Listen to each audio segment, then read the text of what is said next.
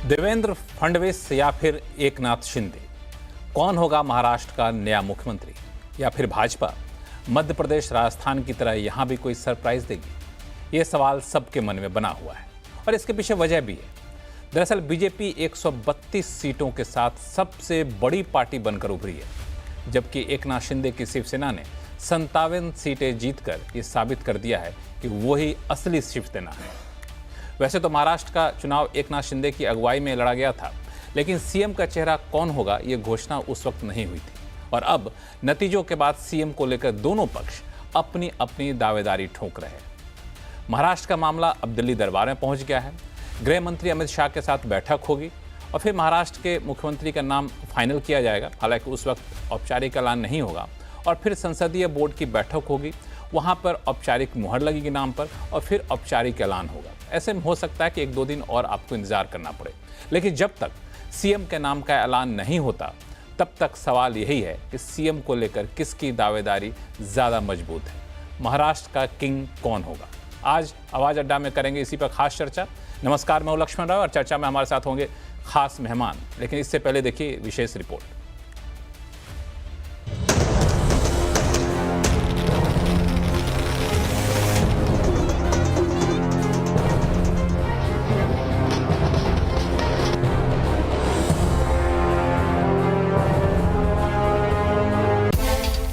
महाराष्ट्र में महायुति की जबरदस्त जीत के बाद तीनों पार्टियों के कार्यकर्ताओं का जोश हाई है।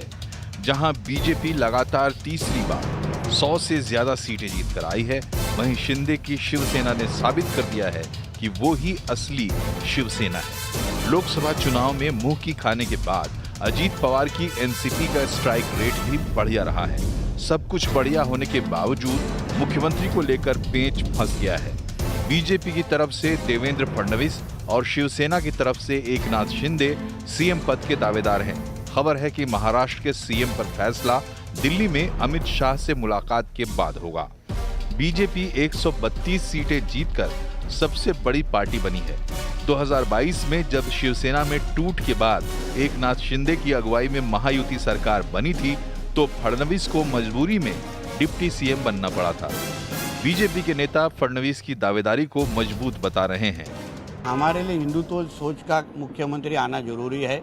अब किसी भी भारतीय जनता पार्टी के कार्यकर्ताओं को पूछेगा तो हर एक की जबान पे एक ही नाम है, देवेंद्र फडणवीस, जिन्होंने 2014 से 19 को महाराष्ट्र को प्रगत और प्रोग्रेस के मार्ग पे लेके गए थे। विरोधी पक्ष नेता थे तभी भी उन्होंने महाराष्ट्र को अच्छी तरह से और बीजेपी के हर एक कार्यकर्ता को संभाला। तो मुझे ऐसा लगता है आप किसी को भी पूछेंगे, नींद में भी उठाएंगे ना तो भी नाम देवेंद्र फडणवीस ही आएगा।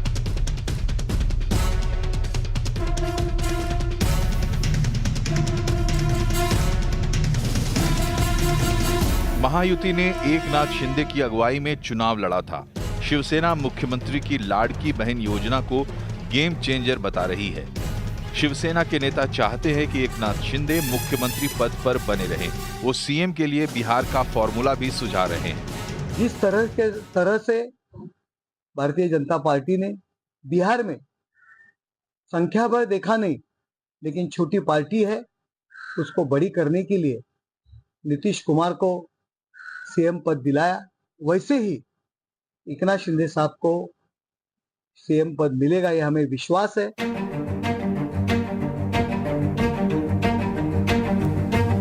लोकसभा चुनाव में एनसीपी का परफॉर्मेंस काफी खराब रहा था, लेकिन विधानसभा चुनाव में एनसीपी ने गेम पलट दिया। चुनाव में एनसीपी 41 सीटें जीत कर आई है। खबर है कि अजीत पवार की एनसीपी देवेंद्र फडणवीस को मुख्यमंत्री बनाने के लिए तैयार है। हालांकि एनसीपी की परफॉर्मेंस को देखते हुए पार्टी के कई नेताओं की हसरत एक बार अजीत दादा को मुख्यमंत्री की कुर्सी पर बैठा देने की है। अजीत दादा भी तो हो सकते, उनका भी तो स्ट्राइक रेट बड़ा अच्छा रहा है भाई। क्या अब जो है ये तीनों बैठकर जो है जो भी चर्चा होगी वो सबको जो है मान्य है।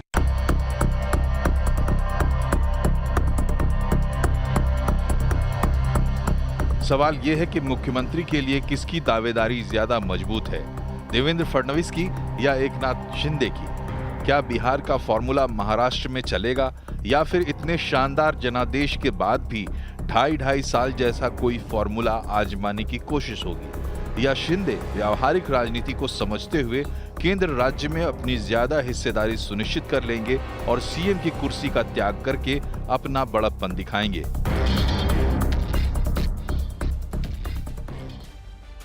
आज चर्चा में इन्हीं सारे सवालों के जवाब ढूंढने की कोशिश करेंगे और हमारे साथ हैं खास मेहमान, बीजेपी के प्रवक्ता तुहिन सिन्हा, शिवसेना के प्रवक्ता सुशील व्यास, राजनीतिक विश्लेषक अभिज्ञान प्रकाश और संगीत रागी और वरिष्ठ पत्रकार मयूर पारिक।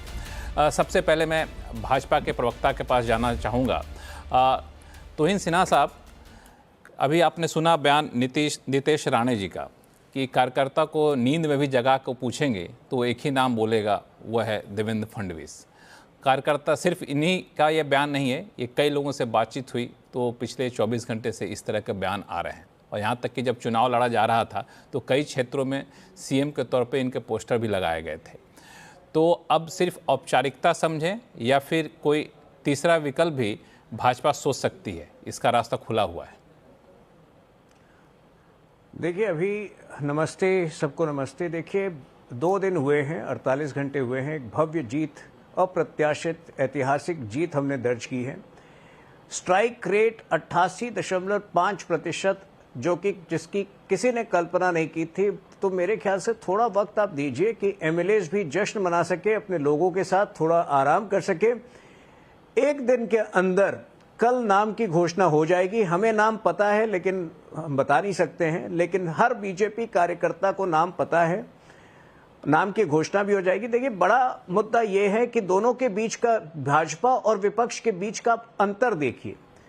पूरे कैंपेन के दौरान हमारे लिए यह विषय था ही नहीं कि मुख्यमंत्री कौन बनेगा। हमारे लिए विषय था जन कल्याणकारी योजनाएं, हमारे लिए विषय था महाराष्ट्र को $1 ट्रिलियन इकोनॉमी के लक्ष्य तक कैसे पहुंचाया जाए। हमारे लिए वैचारिक मुद्दे थे, एक है तो सेफ है। लेकिन विपक्ष दूसरी ओर केवल और केवल कौन बनेगा मुख्यमंत्री के विषय पर ही फंसा रहा और आज उनका हश्र क्या हुआ। तो मैं दोबारा कह रहा हूं, पिछले 2.5 वर्षों से देवेंद्र फडणवीस जी उप मुख्यमंत्री थे। क्या उनका कद छोटा हुआ है? क्या उनका कार्यभार छोटा हुआ है? क्या उनकी गरिमा कम हुई है? लेकिन अब वक्त बदला है, अब कुछ नए निर्णय लिए जाएंगे जिसके बारे में आपको कल सूचना मिल जाएगी। बिल्कुल, यहाँ पे 2 बातें जो आपने कही तुहिन सिन्हा साहब, वो काफ़ी महत्वपूर्ण है, जो अंडरलाइन करने लायक है। एक कि स्ट्राइक रेट सबसे ज़्यादा भाजपा का रहा है, दूसरा कि हर कार्यकर्ता को पता है कि कौन बनने वाले हैं। और इसको अंडरलाइन करते हुए मैं जाऊँ, शिवसेना के प्रवक्ता हैं सुशील व्यास जी हमारे साथ जुड़े हुए हैं। सुशील व्यास जी, इस लाइन को अंडरलाइन करते हुए आपको क्या संकेत निकल कर सामने आ रहा है? हालांकि यहाँ पे आप लोगों की तरफ से ये भी कहा जा रहा है कि बिहार के फॉर्मूले को क्यों नहीं यहाँ अपनाया जा सकता है। लक्ष्मण जी नमस्कार। जी नमस्कार। देखिए, जब हम कोई गठबंधन की राजनीति में चुनाव लड़ते हैं तो स्ट्राइक रेट बेमानी हो जाता है। हम मिल के चुनाव लड़ते हैं, इकट्ठा चुनाव लड़ते हैं। हमारे तीनों दलों के जो रैंक एंड फाइल है, नेता हैं, उन्होंने एक साथ एक ध्येय के साथ कि हमें महायुति की सरकार लाना है। हमारे जो ये वर्तमान विधानसभा के चुनाव में ज्यादा से ज्यादा सीटें कैसे जीत के आए, ये तीनों दलों के सामूहिक प्रयास से कार्य हुआ है।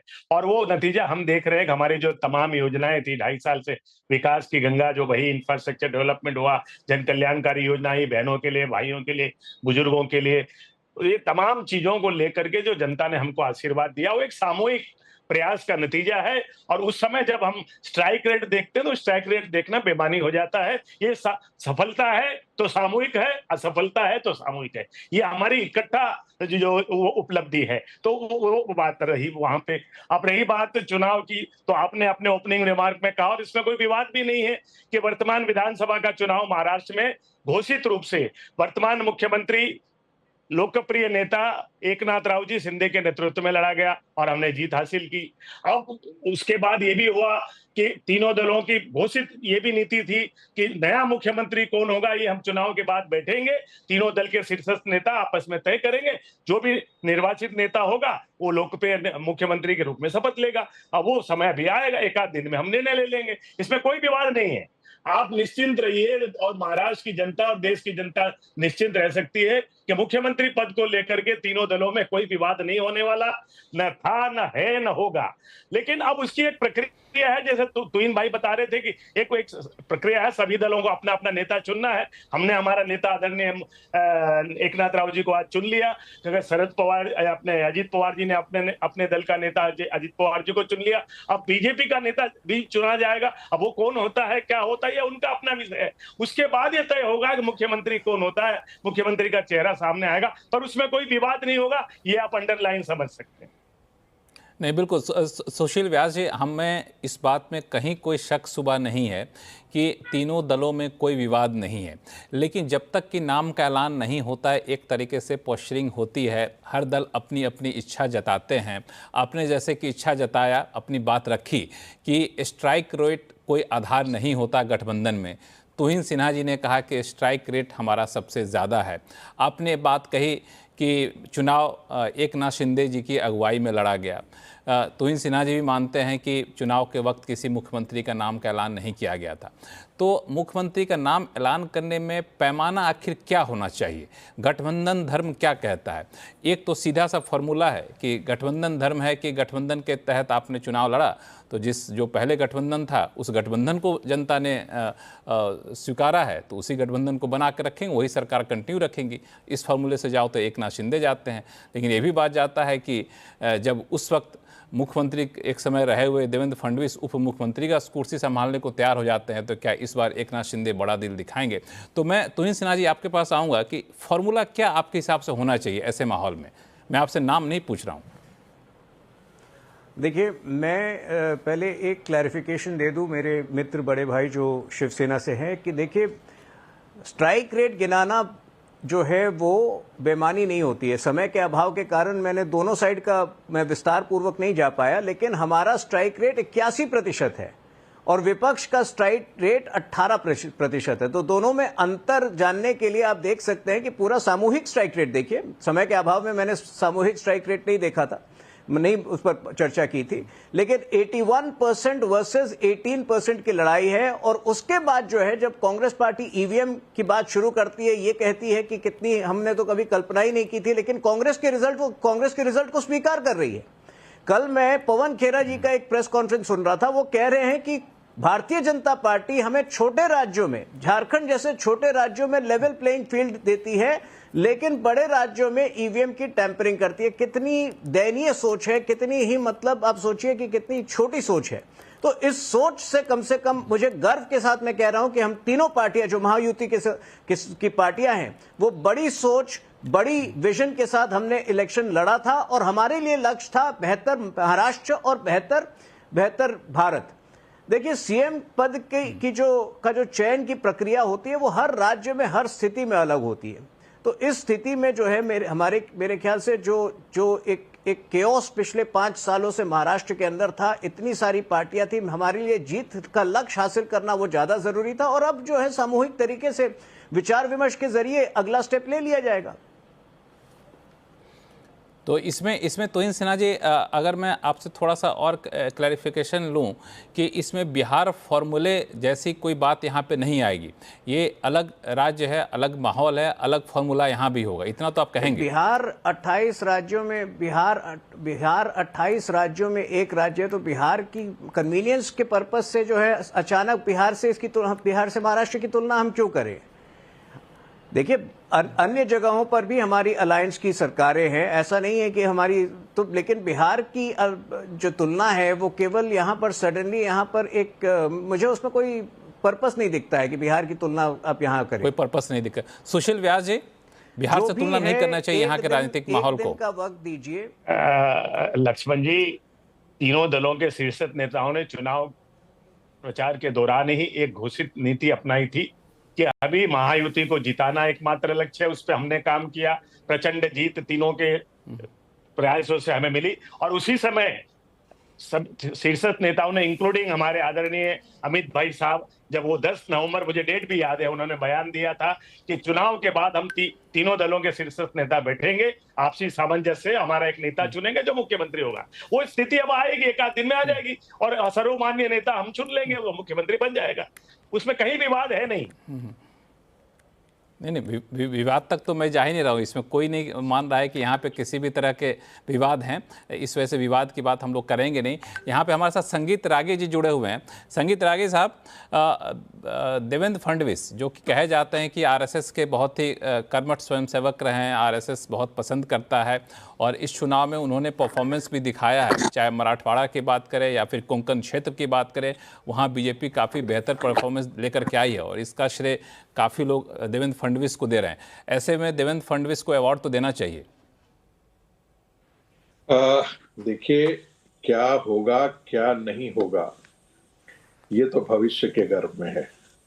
और आपने एक मदारी देखा है ना, एक जादूगर को देखा है ना, वो जादूगर कई बार टोपी घुमाता है और घुमाते घुमाते उसमें से एक खरगोश निकालता है और फिर लोगों के लिए बड़ा मुश्किल हो जाता है कि अरे ये खरगोश कहाँ से आया, ये तो टोपी में पहले दिखा नहीं था। तो भारतीय जनता पार्टी की जो राजनीति यदि आप देखेंगे तो वो ट्रेडिशनल कहीं नहीं रही है। आपने देखा होगा कि एकाएक उन्होंने प्रयोग किया, हरियाणा में तो खट्टर जी का प्रयोग किया, फिर सैनी जी का प्रयोग किया। आप राजस्थान में देखें, छत्तीसगढ़ में देखें, मध्य प्रदेश में देखें, हम सारे कयासों को ध्वस्त करते हुए अमित शाह जी ने वो जादूगरी और बाजीगरी दिखाई है। तो अब यहाँ किसी कौन व्यक्ति होगा थोड़ा कहना बड़ा मुश्किल है, इसमें कोई दो राय नहीं है। मतलब आप ये भी कह रहे हैं, रागी साहब ये भी कह रहे हैं कि इन दोनों के जो नाम चल रहे हैं, इन दोनों में से कोई तीसरा व्यक्ति भी हो सकता है। अभिज्ञान प्रकाश, इतना जोखिम लेगी भाजपा कि ये दोनों नाम जो चल रहे हैं, एकनाथ शिंदे का, देवेंद्र फडणवीस का, यहाँ पे कोई सरप्राइज जैसा कि छत्तीसगढ़ देखा, मध्य प्रदेश देखा, राजस्थान देखा, वैसा कुछ यहाँ कर देंगे? मैं एक छोटी सी अपनी और टिप्पणी खत्म कर दूं, अपनी बात कह दूं। हाँ प्लीज कह दीजिए, फिर अभिज्ञान जी के पास जाऊंगा मैं। अभिज्ञान जी एक मिनट जरा अपनी बात रखना चाहते हैं संगीत रागे जी। हाँ बताएं। देखिए, इसमें कोई दो राय नहीं है कि तीनों गठबंधन साथ साथ लड़े, लेकिन यह भी स्वाभाविक है और ये सबके सामने है कि देवेंद्र फडणवीस एक चमकते हुए ध्रुव तारा की तरह महाराष्ट्र की राजनीति में निकल करके आए हैं। दूसरी बात, एकनाथ शिंदे जी पर भी कोई आरोप नहीं है। पिछले 2.5 साल के अंदर उन्होंने भी बहुत अच्छा काम किया है और दोनों ने मिलकर के जो बाला साहब की विरासत थी, जो इन्होंने परिवार तक सीमित कर रखा था, उसको खत्म किया। तीसरी बात, इस चुनाव के अंदर भारतीय जनता पार्टी को जीत का एक नया महामंत्र मिला है और ये सिर्फ उसके लिए नहीं है, ये शिवसेना के लिए भी है कि बटेंगे तो कटेंगे। तो ये दोनों पार्टियां मिलकर के, तीनों पार्टियां मिलकर के ये निर्णय जरूर करेंगे और मुझे ऐसा लगता है कि कोई अच्छा ही निर्णय आपको सुनाई पड़ेगा। मुझे तो जानकारी नहीं है तुहिन जी जैसा कौन होने वाला है। ठीक है, नहीं ये इस शो के जरिए हम ऐसा नहीं करें कि हम बता दें कि कौन बनने वाले हैं। हम लोग दरअसल चर्चा ये कर रहे हैं ताकि एक ये बन पाए कि आखिर किनकी दावेदारी ज़्यादा मजबूत होती है। अभिज्ञान जी, मैं वही सवाल लेकर के आऊँगा कि अक्सर ऐसा होता है कि हम लोग नाम किसी के अटकले चला रहे होते हैं, चर्चा जिसकी सबसे ज़्यादा जोर होती है, पता चला निकल के कोई खरगोश निकल जाता है, संगीत रागी जी के शब्दों में कहें तो। लेकिन ये सिचुएशन महाराष्ट्र में होगा, ये एक बड़ा सवाल है क्योंकि महाराष्ट्र की स्थिति बिल्कुल अलग है। महाराष्ट्र की पॉलिटिक्स बिल्कुल इस वक्त अलग मुहाने पर खड़ी है। देखिए, मेरे दोस्त संगीत रागी ने एक बात बोली और वो बड़ी अच्छी और इम्पोर्टेंट बात है जहां तक बीजेपी का सवाल है। 2-2.5 दशक मैंने इस पार्टी को पैदा होते बड़े होते देखा है। बहुत प्रयोगात्मक हो गई है ये पार्टी, एक्सपेरिमेंट करने में यकीन करती है। मोदी और अमित शाह का कॉम्बिनेशन जो है वो रिस्क लेता है और सक्सेसफुल होता है। सबसे बड़ी बात है कि वो कामयाब होता है। तो ये पॉइंट संगीत रागी का बहुत वैलिड है। हालांकि महाराष्ट्र के केस में दावेदारी के हिसाब से अगर कोई आकलन करिए जो यथास्थिति बनी हुई है, दावेदारी सीधी सीधी होती है देवेंद्र फडणवीस की, होती तो किसी और की नहीं है। ठीक है, अगर आप नंबर्स को देखें, स्ट्राइक रेट को देखें तो दावेदारी देवेंद्र फडणवीस की होती है। लेकिन पॉलिटिक्स जो है वो अरिथमेटिक नहीं होती ना सीधी सीधी। पॉलिटिक्स तो आपको पता है 2+2 5 होता है। तो इसलिए राजनीति को देखते हुए, शिंदे को साथ रखकर चलते हुए क्या चीज बनकर आएगी ये इनकी सेंट्रल लीडरशिप तय करेगी। फैक्चुअलिटी ये है, हकीकत ये है, तथ्यों के आधार पर, इतनी बड़ी जीत के आधार पर दावेदारी सिर्फ देवेंद्र फडणवीस की होती है। एक लाइन में और ऐड कर दो, और मैंने कई केसेस में ऐसा होते देखा है, अलग पार्टियों में भी, बीजेपी में भी, कि ये मुख्यमंत्री कौन बनेगा वाली स्थिति जब ज्यादा दिनों तक चल जाती है ना, तो आप जीत का, अपनी ही जीत का, जो कि ऐतिहासिक है, मैं महाराष्ट्र को इनसाइड आउट जानता हूं, 2 दशक से ज्यादा से वहां रहा हूं, तो आप अपनी ही ऐतिहासिक जीत का किरकिरा कर देते हैं। तो ये जरूर मैं चाहूंगा कि जो भी निर्णय हो वो फटाफट होकर सामने आ जाए और ऐसा लगे कि ये स्वाभाविक निर्णय था, क्योंकि ये जीत हमें मिली और ये स्वाभाविक डिसीजन था इस व्यक्ति को हमारा मुख्यमंत्री बनाना। अगर ज्यादा दांव पेच और ये सब और मुलाकातें और दिल्ली मुंबई ये सब होने लगेगा तो एक मैसेज अच्छा नहीं जाएगा, क्योंकि आप बहुत जबरदस्त बहुमत से आए हैं। मतलब आप हल्का सा भी टेंटेटिव होते हुए देख नहीं सकते, क्योंकि आप आए ही बहुत अच्छे नंबर के साथ है। तो उसको एडवांटेज पॉइंट पे लीजिए। अगर आपको शिंदे को कन्विंस करना है कि नहीं शिंदे साहब आप इंतजार करिए, तुरंत करिए। अगर आपको 2.5 साल का फॉर्मूला लगाना है, तुरंत डिक्लेयर करिए कि 2.5 साल का फॉर्मूला, पहले राउंड में देवेंद्र फडणवीस मुख्यमंत्री बनेंगे। आप डिले मत करिए अपनी ही जीत का मजा किरकिरा करने के लिए।